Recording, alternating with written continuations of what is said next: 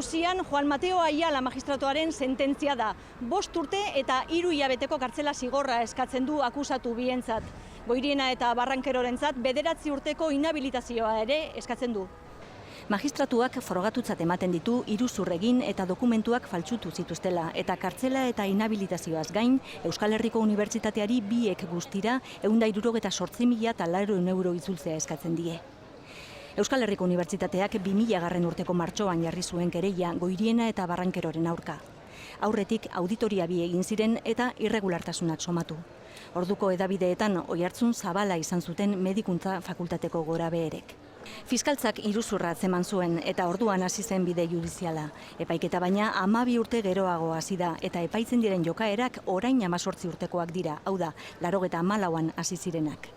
Antolatzen zituzten masterrak eta ikastaroak egiteko eskuartean zerabilten dirua, diru publikoa edo pribatua zen izan da epaiketaren ardatz nagusia. 3 aste iraundu epaiketak eta perito eta lekukoak guztira 33 pertsona izan dira epailearen aurrean. Tartean 3 errektore ohi, Juan Jose Goiriena akusatuaren anaia, Manuel Montero eta Peio Salaburu.